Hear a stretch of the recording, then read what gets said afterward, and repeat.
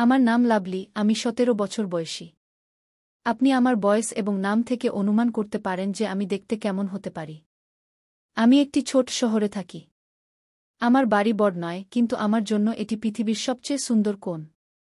মা, বাবা এবং আমার ছোট ভাই আদিত্য, শুধু আমাদের ছোট্ট পরিবার। শহরের গলিতে সবাই একে অপরকে চেনে, কিন্তু একটি বাড়ি সবসময় অদ্ভুত ছিল, শেখর কাকার বাড়ি। শেখর কাকার সম্পর্কে কেউ বেশি কিছু জানে না।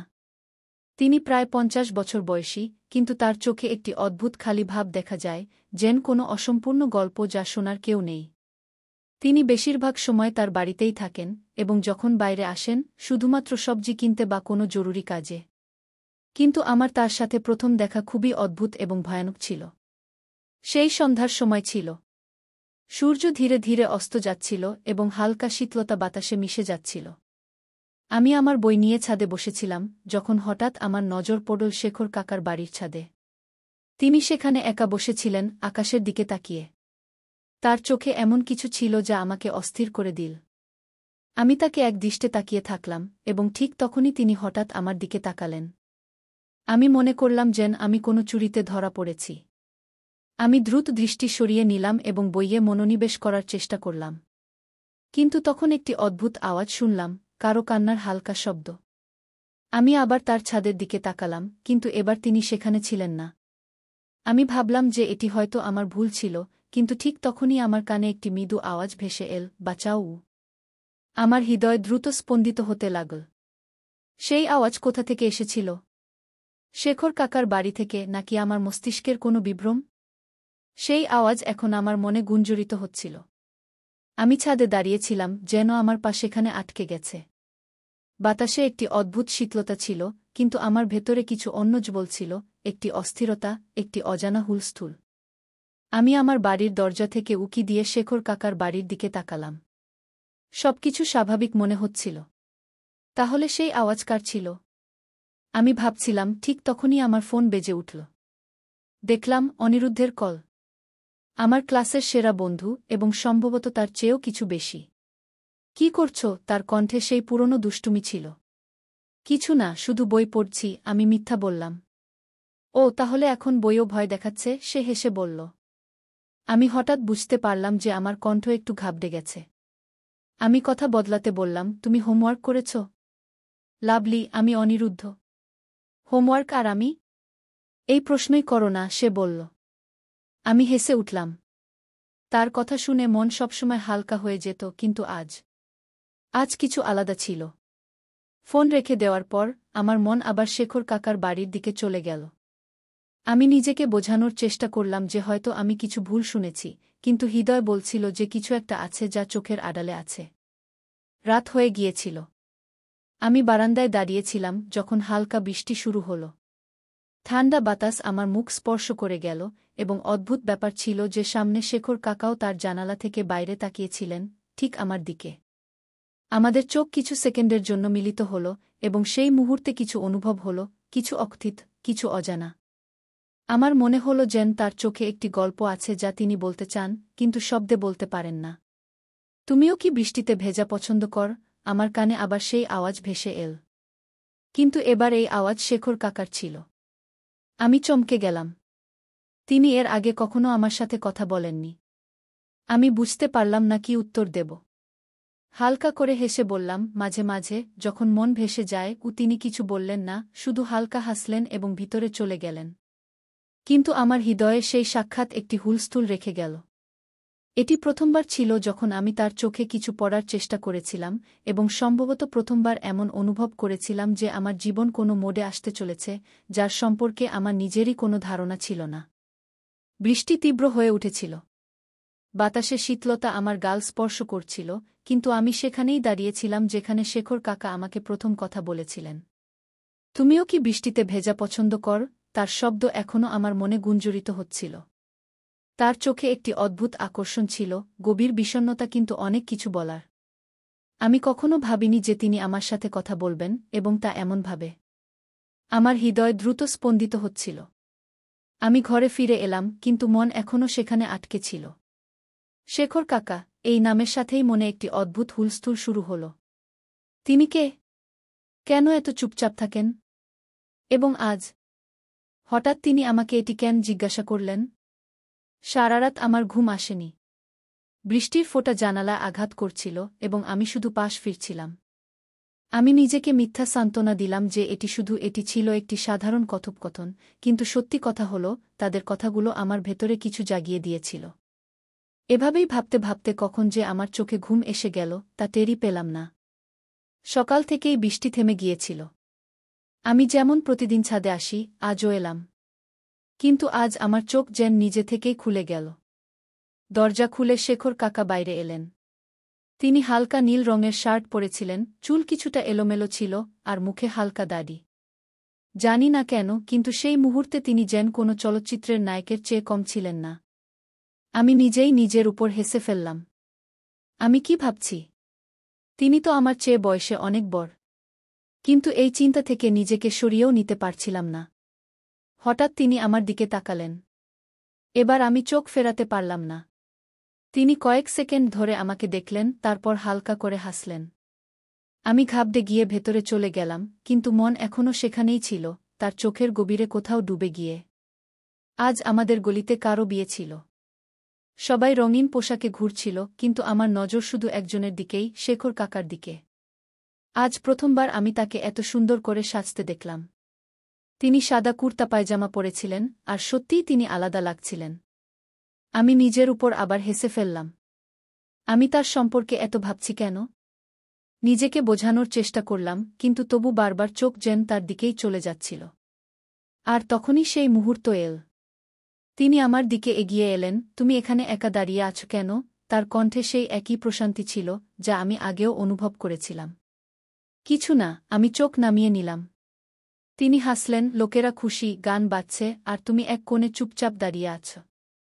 নাচ পছন্দ না? আমি হালকা করে হেসে মাথা নাড়লাম। পছন্দ, কিন্তু আমি কারো সাথে নাচ করি না। কি? তিনি পকেট থেকে হাত বের করে আমার দিকে বাড়িয়ে দিলেন। তাহলে আজ আমার সাথে করবে? আমার বুক ধড়াস করে উঠল। চারপাশে সবাই ছিল, কেউ দেখে ফেলতে পারত। কিন্তু সেই মুহূর্তে আমার দুনিয়ায় শুধু দুজন মানুষ ছিল, আমি আর শেখর কাকা। আমি তার চোখের দিকে তাকালাম। তিনি প্রথমবার এত কাছাকাছি। আমি কি সত্যিই তার সাথে নাচ করব? নিজেকে জিজ্ঞেস করলাম। তার চোখে এক অদ্ভুত প্রশান্তি ছিল, যেন সবকিছু থেমে গেছে। আমি তার দিকে তাকালাম, তার মুখে হালকা হাসি, কিন্তু চোখে এমন কিছু ছিল যা আমার হৃদয়কে জোরে ধাক্কা দিচ্ছিল। শেখর কাকা তার হাত আমার দিকে বাড়ালেন, যেন আমার উত্তরই শুধু তিনি চাইছেন। আমি হালকা করে ঠোঁট কামড়ালাম। আমার আঙুল কাঁপছিল, তবুও আমার মন এক অজানা অনুভূতিতে ভাসতে রাজি ছিল। লাভলি, পিছন থেকে মায়ের কণ্ঠ শুনে আমি যেন কোনো স্বপ্ন থেকে জেগে উঠলাম। তাড়াতাড়ি চোখ নামিয়ে নিলাম আর কিছু না বলে আমার দোপাট্টা ঠিক করতে লাগলাম। হ্যাঁ মা, এখানে কি করছ? চলো, অতিথিরা এসেছে। আমি আস্তে করে চোখ তুললাম। শেখর কাকা তখনও সেখানেই দাঁড়িয়েছিলেন, কিন্তু তার হাসি যেন একটু গভীর হয়ে গিয়েছিল। যেন আমার উত্তরই তার দরকার নেই, যেন তিনি আগে থেকেই জানেন আমি তার সম্পর্কে কি ভাবছি। আমি নিজেই বুঝতে পারছিলাম না কি অনুভব করছি। কিছু না বলে মায়ের সাথে বাড়ি চলে গেলাম, কিন্তু আমার বুকের ধড়ফটানি আগের মতোই তীব্র ছিল। বাড়ি ফিরে বিছানায় শুয়ে পড়লাম, কিন্তু ঘুম চোখ থেকে ক্রোশ দূরে। সেই মুহূর্ত বারবার আমার মনে ঘুরছিল। যদি মা ডাকতেন না, তাহলে কি আমি সত্যিই শেখর কাকার হাত ধরে ফেলতাম? এই প্রশ্ন যেন আমার মনের মধ্যে গুঞ্জন করতে থাকল। জানালা দিয়ে বাইরে তাকালে তার বালকনির আলো জ্বলছিল। মন চাইল ছাদে গিয়ে দেখি তিনিও কি আমার কথা ভাবছেন। কিন্তু নিজেকে থামিয়ে দিলাম। না লাভলি, তুমি একই ভাবছ, কিন্তু মন মানতে রাজি ছিল না। পরের দিন সকালের হালকা রোদ পাড়ার ছাদে ছড়িয়ে পড়েছিল। আমি কাপড় শুকানোর অজুহাতে ছাদে এসেছিলাম, কিন্তু আমার চোখ যেন কাউকে খুঁজছিল। আর তখনই যেন আমার ভাবনা তাকে ডেকে এনেছিল। শেখর কাকা গেটের কাছে দাঁড়িয়েছিলেন, কারো সাথে কথা বলছিলেন। কিন্তু যেই তিনি আমাকে দেখলেন, তার কথা একটু থামল। তিনি থামলেন, হালকা করে হাসলেন, আর আমি হঠালে এবং আবার কথোপকথনে ফিরে এলাম, কিন্তু আমি জানতাম তাদের মন এখনও আমার দিকে ছিল। আমি দ্রুত কাপড় শুকিয়ে নিচে নেমে এলাম, কিন্তু আমার মন সেখানেই আটকে রইল। সন্ধ্যায় বাড়িতে হুলস্থুল ছিল, মা রান্নাঘরে ছিলেন, বাবা খবরের কাগজ পড়ছিলেন, আর আমি জানালার পাশে বসে ছাদের দিকে তাকিয়েছিলাম। মন অস্থির হয়ে উঠছিল, আমি বুঝতে পারছিলাম না যে এসব কি হচ্ছে। শেখর কাকার জন্য এই টানাটানি কেন বাড়ছে? অনেক প্রশ্ন ছিল কিন্তু উত্তর কোনোটি ছিল না। হঠাৎ গলিতে শোরগোল শুনে আমি বাইরে উকি দিয়ে দেখলাম শেখর কাকা তার বাইক স্টার্ট করছিলেন। তিনি সম্ভবত কোথাও যাচ্ছিলেন, কিন্তু যাওয়ার আগে তিনি একবার আমার জানালার দিকে তাকালেন। আমার হাত পা যেন অবশ হয়ে গেল। এ কি কাকতালীয় ছিল, নাকি তিনি ইচ্ছে করে আমার দিকে তাকিয়েছিলেন? আমার মন বলছিল যে এটি শুধু কাকতালীয় হতে পারে না। তার বাইক ধীরে ধীরে গলি থেকে বেরিয়ে গেল, কিন্তু আমার হৃদয় তখনও সেখানেই আটকে ছিল। রাতে আমি বিছানায় শুয়েছিলাম, কিন্তু চোখে ঘুম ছিল না। যখনই চোখ বন্ধ করতাম, শেখর কাকার সেই গভীর দৃষ্টি আমার সামনে ভেসে উঠত। আমি পাশ ফিরলাম, বালিশটা জোরে চেপে ধরে নিজেকে বোঝাতে লাগলাম, লাভলি, এটা ভুল। তুমি এত ছোট, আর তিনি তোমার চেয়ে এত বড়, কিন্তু হৃদয়ের কাছে যুক্তি টেকে না। মন চাইছিল ছাদে উঠে ঠান্ডা হাওয়ায় নিজেকে সামলে নেওয়ার চেষ্টা করি। কিন্তু ঠিক যখন আমি ঘর থেকে বেরোলাম, হঠাৎ মোবাইলে একটি মেসেজ এল, ছাদে আসো। আমি চমকে স্ক্রিন দেখলাম, নম্বরটি অচেনা ছিল, কিন্তু হৃদয় থেকে আমি জানতাম যে এটি শেখর কাকাই ছিলেন। চাঁদনী রাত তার নরম আলো ছড়িয়ে দিচ্ছিল, হাওয়া ধীরে ধীরে বইছিল, কিন্তু আমার ভেতরে একটা অদ্ভুত অস্থিরতা ছিল। হৃদয় বারবার বলছিল ছাদে যেতে, কিন্তু মস্তিষ্ক মানা করছিল। আমি নিজেকে বোঝানোর অনেক চেষ্টা করলাম, কিন্তু আমার পা যেন নিজে থেকেই এগিয়ে চল। আমি এখনও কিছু ভাবতেই পারিনি, তিনি হালকা হাসি দিয়ে সেই কাগজের টুকরোটা আমার ছাদে ছুড়ে দিলেন। আমার হৃদয় জোরে ধড়ফড় করে উঠল। এক মুহূর্তের জন্য মনে হল যেন পুরো পৃথিবী থেমে গেছে। আমি ঘাবড়ে এদিক ওদিক তাকাতে লাগলাম, কেউ দেখছে কিনা। তারপর ধীরে ধীরে এগিয়ে গিয়ে কাঁপতে কাঁপতে হাতে কাগজটা তুলে নিলাম।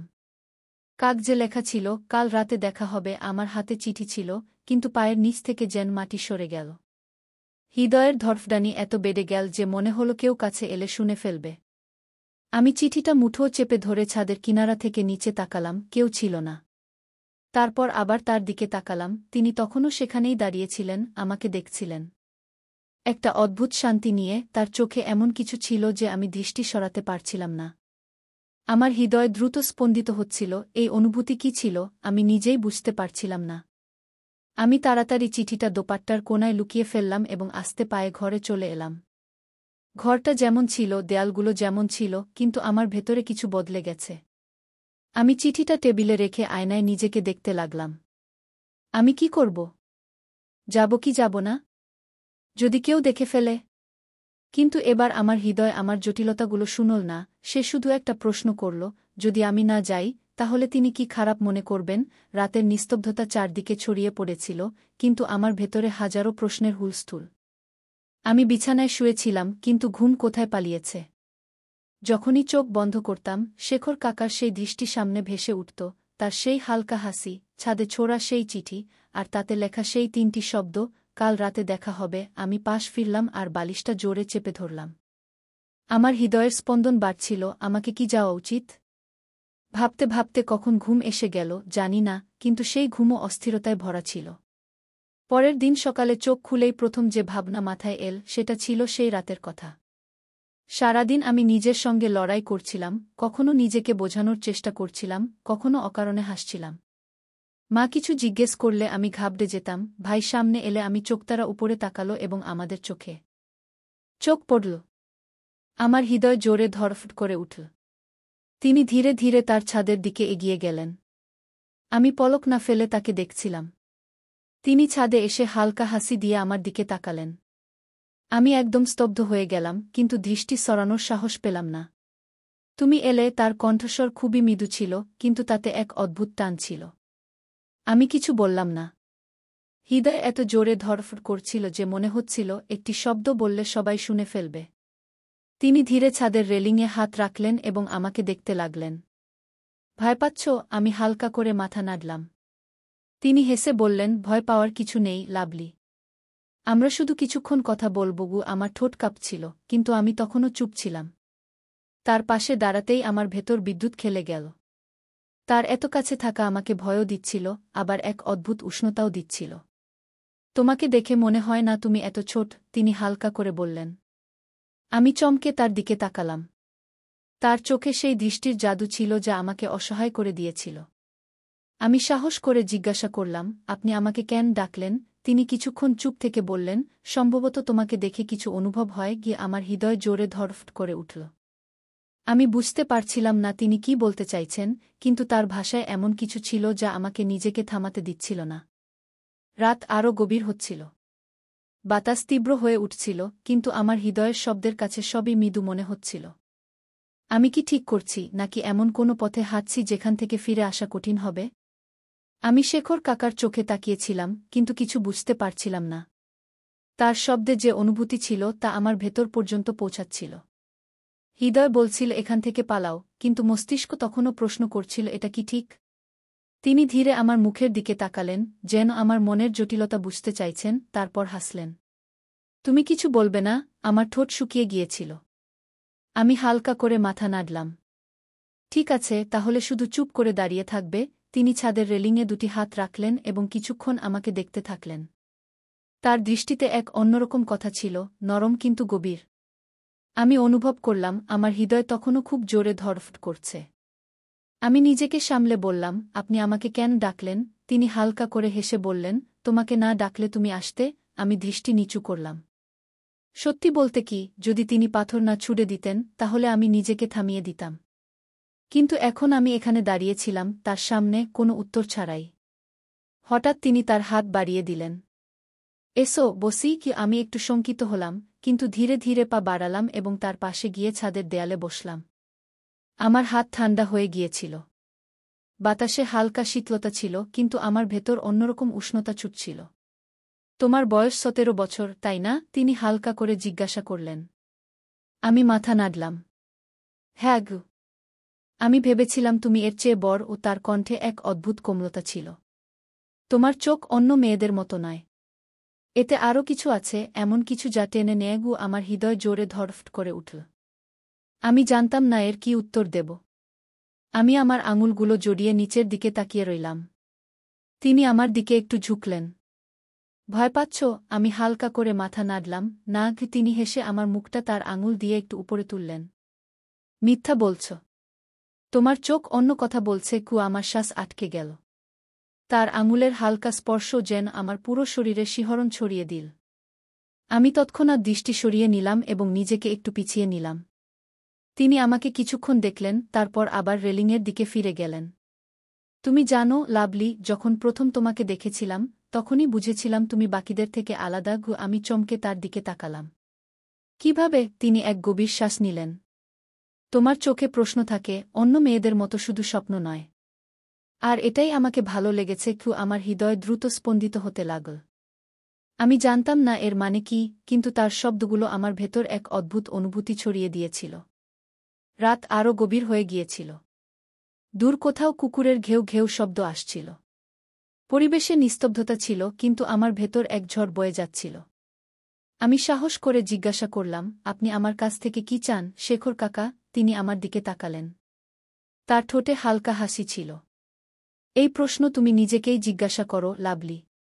তুমি আমার কাছ থেকে কি চাও? তার এই কথা শুনে আমি এক পলকের জন্য স্তব্ধ হয়ে গেলাম। আমার কাছে কোনো উত্তর ছিল না, বা সম্ভবত ছিল, কিন্তু আমি তা স্বীকার করতে ভয় পাচ্ছিলাম। আমি তার চোখে তাকিয়েছিলাম, কিন্তু এখন সেখানে আগের মতো কোমলতা ছিল না। এখন সেখানে অন্য কিছু ছিল, এমন কিছু যা আমার ভেতর অস্থিরতা তৈরি করছিল। শেখর কাকা, তুমি যে প্রশ্ন আমাকে করেছিলে, তুমি আমার কাছ থেকে কি চাও, তার উত্তর আমার কাছে ছিল না।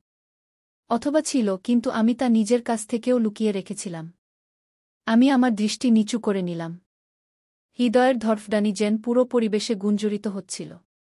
শেখর কাকা কিছুক্ষণ চুপ থাকলেন, তারপর একটি গভীর শ্বাস নিয়ে বললেন, সম্ভবত আমাদের এখন চলে যাওয়া উচিত। অনেক দেরি হয়ে গেছে। আমি মাথা নাড়লাম, কিন্তু পা যেন জমে গিয়েছিল। যাওয়ার ইচ্ছাই হচ্ছিল না, কিন্তু আমি এখানে আর থাকতেও পারছিলাম না। আমি নিজেকে জোর করে উঠিয়ে নিলাম এবং রেলিংয়ের ওপারে তাকালাম। চাঁদ এখন মেঘে ঢেকে গিয়েছিল, যেন আমার উৎকণ্ঠা অনুভব করছে।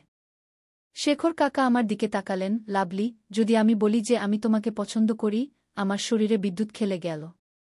আমি তাকে দেখলাম, কিন্তু তার মুখে কোনো সংকোচ ছিল না।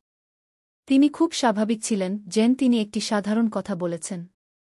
আমি জোর করে হাসার চেষ্টা করলাম। আপনি মজাক করছেন না? তিনি মৃদুভাবে মাথা নাড়লেন। না, আমি যা অনুভব করি তাই বলছি। আমার মনে হলো যেন আমার শ্বাস বন্ধ হয়ে গেছে।